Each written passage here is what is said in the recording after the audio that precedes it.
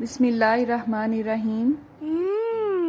Tasty. जी हाँ, आज हम बनाने जा रहे हैं बहुत ही टेस्टी नमकीन कद्दू। और ये रेसिपी मेरी दादी माँ की रेसिपी है। आपको इससे ज्यादा आसान और टेस्टी रेसिपी शायद ही कहीं मिलेगी। तो चलें अपनी रेसिपी स्टार्ट करते हैं।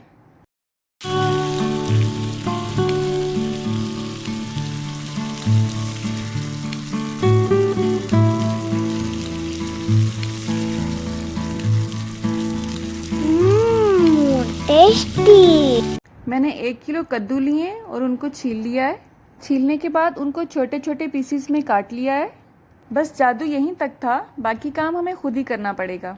कद्दू के बारे में आप यकीनन जानते होंगे कि ये हमारे प्यारे नबी हज़रत मोहम्मद सल्लल्लाहु अलैहि वसल्लम की पसंदीदा ग़िज़ाओं में शामिल है, इसलिए इसको कद्दू शरीफ भी कहा जाता है। यहाँ पर मैंने 1/4 कप के हिसाब से देसी घी लिया है और उसमें बारीक कटे हुए अनियन ऐड किए हैं।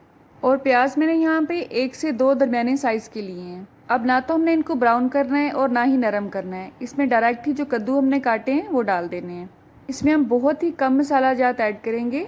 इसमें शामिल है 1 चम्मच नमक, चुटकी भर ज़ीरा, मुनासिब सी हल्दी 1/4 चम्मच के हिसाब से, 1/4 चम्मच के हिसाब से खुश्क धनिया पाउडर लेंगे और मोटा कुटा हुआ खुश्क धनिया है 1 चम्मच।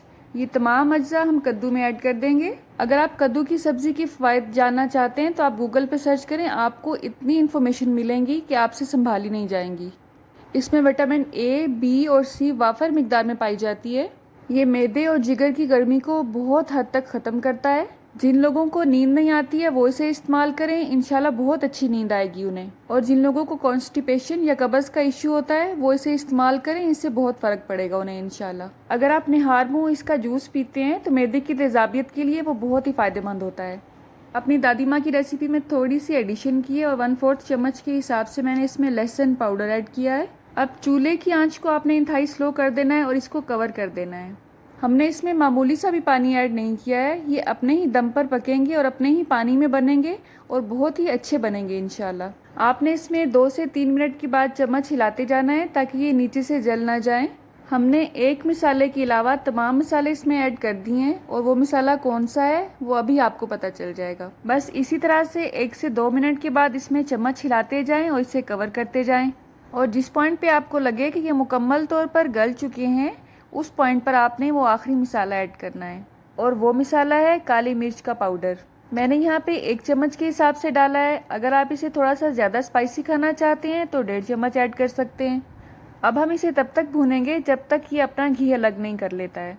अब अगर कुछ लोगों को खड़ी खड़ी सब्ज़ी अच्छी लगती है तो ये पॉइंट आपके लिए परफेक्ट है, आपके कद्दू रेडी हैं। लेकिन अगर आपको मेरी तरह बिल्कुल ही सॉफ्ट सब्ज़ी अच्छी लगती है तो उसको आप दोबारा कवर कर दें। आंच को आप देख सकते हैं बहुत ही स्लो है, जैसे दम पे होती है। अब हम इसे चेक करते हैं और अल्हम्दुलिल्लाह अल्हम्दुलिल्लाह आप देख सकते हैं कितनी अच्छी लुक आई है इसकी। कद्दू अल्हम्दुलिल्लाह बहुत सॉफ्ट हो चुके हैं और आप देख सकते हैं इसका जो घी है, देसी घी, वो बिल्कुल अलग हो रहा है इससे। अगर आप चाहें तो इस पॉइंट पे इस पर सब्ज़ मिर्च और सब्ज़ धनिया भी ऐड कर सकते हैं। अब आप चूल्हा बंद कर दें और साथ ही साथ वीडियो को लाइक भी कर दें।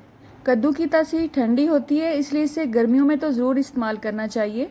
और अगर आपके घर में कुछ ऐसे बच्चे हैं जो स्पाइसी खाना नहीं खाते, उन्हें आप ये ज़रूर बना के दें। अल्लाह आप सबका दस्तरखान सजाए रखे और हम सबको सेहत और ईमान का रिज़्क़ अता फरमाए। मेरी नेक्स्ट वीडियो तक अल्लाह हाफ़िज़।